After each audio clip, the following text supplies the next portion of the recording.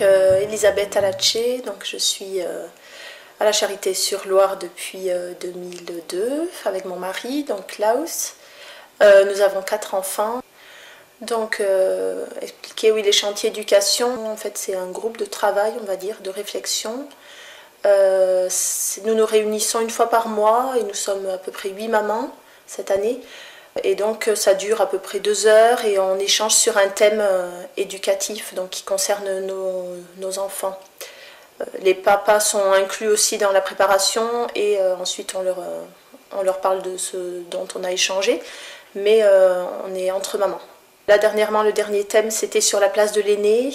On a eu des thèmes sur l'autorité, sur l'équilibre, vie de famille, vie professionnelle, sur être mère, femme, épouse, des sujets sur la place de Internet et de la télé dans la vie de nos enfants. Donc des sujets très variés en fait qui concernent, on a fait des repas en famille, c'était le tout premier thème, enfin voilà, comment se passe un repas.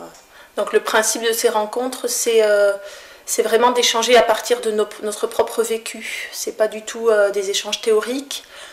Et ce qui est très enrichissant, c'est d'avoir justement des manières de faire très différentes parfois des nôtres, mais qui complètent, qui portent à une réflexion en fait sur notre manière de faire et qui donnent aussi, parfois c'est vrai que ça peut être... on peut se poser des questions ou culpabiliser sur certaines choses difficiles au niveau de l'éducation et puis on se rend compte qu'on n'est pas tout seul, que d'autres parents ont les mêmes difficultés. Et parfois, au contraire, ça donne beaucoup confiance en soi parce qu'on se dit, tiens, telle manière de faire, les autres réagissent, trouvent ça intéressant, etc. Donc ça nous montre vraiment qu'on est les premiers éducateurs de nos enfants et qu'on a beaucoup de possibilités de ce côté-là. On a plein de richesses personnelles. Oui, donc les chantiers sont affiliés aux AFC, donc les associations familiales catholiques. Nous, c'est vrai que notre chantier, comme tout le monde était d'accord, on commence par une prière. Nous, personnellement, ça nous apporte vraiment une réflexion sur ce qui se passe dans notre famille. C'est un sujet qu'ensuite on peut discuter en couple. Là, on vient de parler par exemple de la place de l'aîné, donc c'est le dernier thème qu'on a fait. Je suis partie au chantier en me disant, bon, ben voilà, c'est une place comme une autre. J'avais pas trouvé beaucoup d'éléments personnellement, ça me paraissait peut-être... j'avais pas beaucoup de choses à dire sur ce sujet et je suis ressortie du chantier avec plein de pistes de réflexion et on en parle aussi avec les enfants. C'est vrai que parfois ils aiment bien savoir quel est le thème qu'on va aborder et donner un petit peu leur opinion. Pour moi, honorer son père et sa mère, c'est peut-être déjà les respecter et puis avoir une certaine reconnaissance pour tout l'engagement que le père et la mère ont envers leurs enfants est vraiment quelque chose qui ne s'arrête jamais. On considère que l'éducation c'est quelque chose qui est toujours en chantier et que c'est toujours une expérience, des réflexions et des choses à améliorer. Voilà, donc honorer son père et sa mère, pour moi ce serait avoir de la reconnaissance envers tout ce qu'ils nous ont transmis.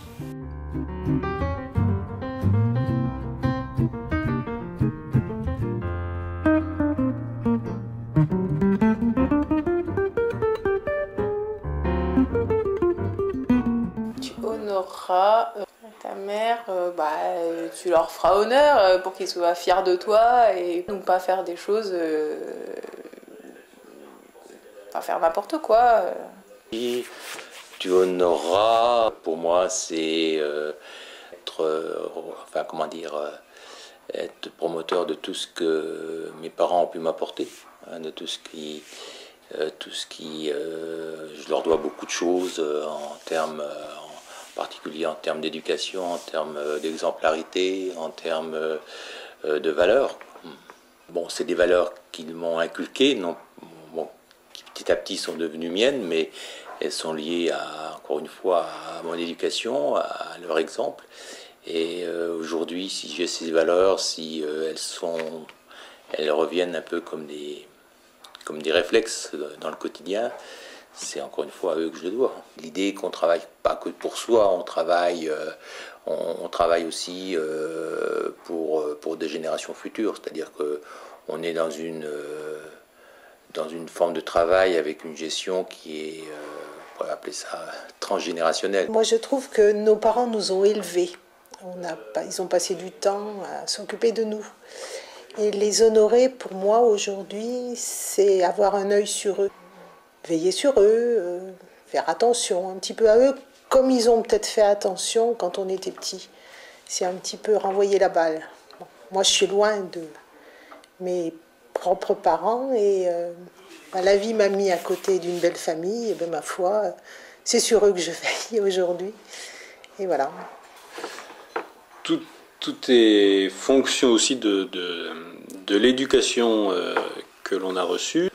Et après, chacun va le voir différemment. Et suivant les stades de la vie, on va le voir aussi différemment, dans le sens où tant qu'on est juste enfant, on le voit d'une certaine façon. Puis quand on devient parent, on le voit d'une autre façon.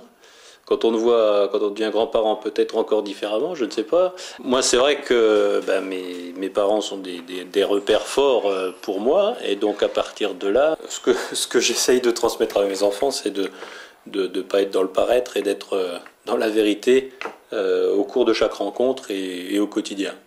Qu'est-ce que ça veut dire pour vous? Tu honoreras ton père et ta mère.